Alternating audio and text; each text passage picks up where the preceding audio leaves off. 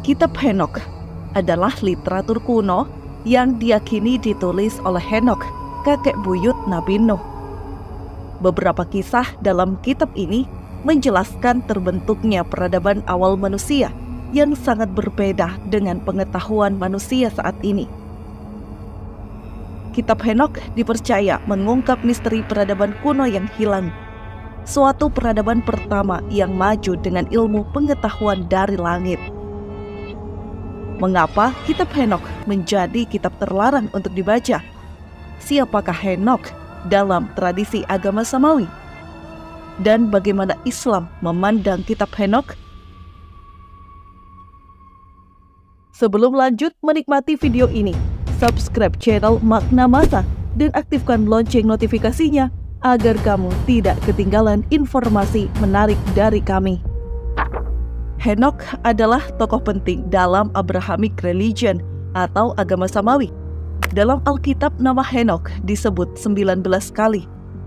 Dalam agama Islam, Henokh memiliki nama Hanuh yang dikenal sebagai Nabi Idris. Henokh dipercaya menuliskan sebuah kitab yang disebut dengan kitab Henokh. Para peneliti modern menganggap bagian tertua kitab ini berasal dari sekitar tahun 300 sebelum Masehi, dan bagian terakhir kitab ini berasal dari abad pertama sebelum Masehi. Kitab Henokh sendiri berbicara tentang berbagai topik seperti penciptaan manusia, kejahatan manusia, malaikat, dan penghakiman terakhir. Kitab ini juga memuat kisah tentang perjalanan Henokh ke surga dan penglihatannya tentang masa depan dunia.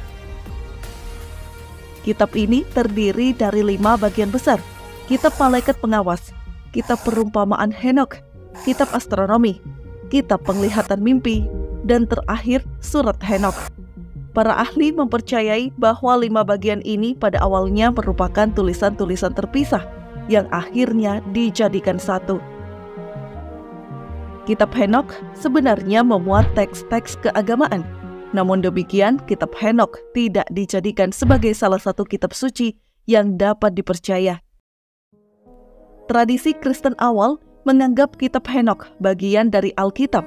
Akan tetapi sejak konsili Laodikia tahun 363 Masehi, kitab Henokh dikeluarkan dari kanon Alkitab Kristen. Di masa sekarang ini, kitab Henokh hanya diterima sebagai kitab suci oleh Gereja Kristen Ortodoks Ethiopia, Gereja Ortodoks Eritrea, dan Beta Israel. Dalam konsili Laodikia, otoritas Gereja Roma mengibliskan kitab Henokh dengan menyatakan sebagai bidat, sesat, serta memerintahkan untuk membakarnya, sehingga menyebabkan musnahnya kitab ini dari peredaran. Alasan utama penolakan terhadap kitab Henokh adalah ajaran tentang para malaikat yang turun dari surga dan berhubungan seks dengan perempuan manusia. Dalam kitab Henokh ditulis, para malaikat yang pada awalnya bertugas sebagai pengawas atau the watcher bagi manusia, mulai tertarik dengan kehidupan di bumi.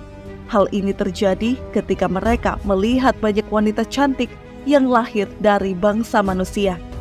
Para malaikat itu pun memutuskan untuk turun ke dunia, sehingga mereka dijuluki dengan The Fall of Angels, malaikat yang jatuh.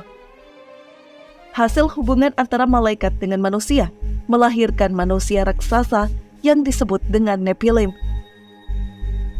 Nephilim adalah ras manusia kuat namun berperilaku buruk. Para raksasa ini kemudian membuat kerusakan di bumi, memperbudak manusia, dan menguras sumber daya alamnya. Kondisi demikian terjadi hingga zaman Nabi Nuh. Keadaan bumi yang demikian rusaknya membuat Tuhan harus menghapuskan makhluk-makhluk keji dari muka bumi. Tuhan mengirimkan banjir besar yang menghapuskan mereka. Dalam tafsir kitab Henokh, keberadaan para raksasa sangat mempengaruhi sejarah peradaban kuno umat manusia. Dewa-dewa dan para raksasa selalu muncul dalam kepercayaan-kepercayaan, tradisi-tradisi maupun legenda-legenda kuno di seluruh dunia, mulai dari Sumeria, Babilonia, Mesir, Yunani, Romawi, Maya, dan sebagainya hingga saat ini. Menurut kitab Henokh, selain melampiaskan hawa nafsunya, para malaikat juga mengajarkan banyak hal kepada manusia. Beberapa pemimpin malaikat menularkan ilmu pengetahuan langit untuk dipelajari manusia. Misalnya, Azazil yang mengajarkan manusia seni perang, pembuatan pedang, pisau, perisai, dan baju besi, dan mengajari perempuan seni menghiasi tubuh, rambut, melukis wajah, dan alis. Malaikat Amizarak mengajarkan ilmu sihir. Amaros mengajarkan cara melepaskan diri dari ilmu sihir. Sementara Barakal mengajarkan astrologi, astronomi, dan sebagainya. Kecerdasan yang ditularkan para malaikat membuat kisah dalam kitab Henokh menjadi inspirasi bagi para peminat sejarah alternatif dan legenda-legenda kuno untuk mengaitkannya dengan peradaban Atlantis dan Lemuria.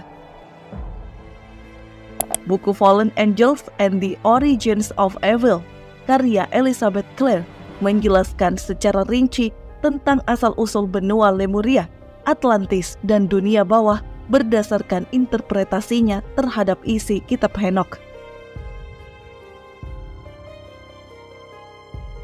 Dalam sudut pandang Islam, beberapa bagian kitab Henokh bertentangan dengan Al-Quran dan hadis, terutama kisah tentang malaikat yang memberontak. Al-Quran menerangkan bahwasanya malaikat adalah makhluk yang taat, senantiasa mengerjakan apapun yang Allah perintahkan, dan tidak pernah mendurhakai Allah. Islam juga memandang bahwa malaikat tidak memiliki nafsu. Inilah sifat malaikat yang membedakannya dengan manusia. Henokh sendiri dalam Islam disebut dengan Nabi Idris. Nabi Idris bernama asli Ahnuh bin Yarid. Pemberian nama Idris dipakai karena banyak mempelajari kitab-kitab dan mushaf Nabi Adam dan Syits. Kata Idris sendiri berasal dari bahasa Arab dars, yang artinya pembelajaran atau mengajarkan. Melalui interpretasi makna nama, para ulama menyimpulkan bahwa Nabi Idris merupakan penemu teknologi awal. Nabi Idris adalah orang pertama yang mengenalkan tulisan serta membuat baju dengan benang. Manusia sebelumnya menggunakan kulit pohon atau binatang. Ibnu Katsir dalam kitab tafsirnya mengutip riwayat dari Ibnu Abbas bahwa Nabi Idris adalah seorang ahli dalam membuat pakaian. Sedangkan menurut catatan sejarah, temuan arkeologis berupa lempeng tanah liat dari Irak disebutkan kisah Raja Atrahasis dalam salah satu daftar Raja Sumeria. Atrahasis secara bahasa berarti sangat bijaksana. Raja ini dikisahkan hidup di masa sebelum banjir besar. Makna nama dan periode hidupnya memiliki kesamaan dengan Nabi Idris. Beberapa ulama menyebutkan Nabi Idris alaihi salam hidup sekitar tahun 4533 hingga 4188 sebelum Masehi, sezaman dengan peradaban Sumeria. Keterkaitan bangsa Sumeria dengan Nabi Idris semakin terlihat ketika beberapa penelitian membuktikan bangsa Sumeria telah mempelajari ilmu perbintangan untuk mengetahui masa bercocok tanam yang baik. Bangsa Sumeria juga diketahui sebagai peradaban yang mengembangkan sistem aksara pertama. Dari kisah Nabi Idris, kita mengetahui perkembangan peradaban manusia didapatkan dari proses belajar manusia itu sendiri, bukan dari makhluk lain di luar bumi, seperti malaikat ataupun makhluk lainnya. Sebaliknya, justru manusia pertama yaitu Adam diberikan Allah pengetahuan yang lebih luas dibandingkan malaikat, sebagaimana tertulis dalam Quran Surat Al-Baqarah ayat 33. Setelah tugas dakwahnya selesai, Nabi Idris diwafatkan dalam kondisi yang indah. Riwayat masyhur menyatakan bahwa Nabi Idris diangkat oleh malaikat ke langit dan wafat di langit keempat.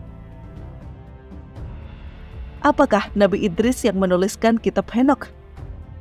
Banyak para ahli meragukan kitab Henokh ditulis oleh Henokh atau Nabi Idris.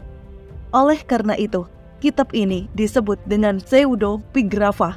Pseudepigrafa adalah karya yang memalsukan nama pengarangnya. Artinya, sangat mungkin kitab ini ditulis orang lain, namun sang penulis itu menyatakan kitab ini ditulis oleh Henokh. Meskipun isi kitab ini ditentang oleh mayoritas pemuka agama Samawi, namun kisah-kisah dalam kitab Henokh sangat populer bagi peminat dunia supranatural. legenda, dan mitologi, sejarah alternatif, serta menginspirasi berbagai media seni populer seperti novel dan film.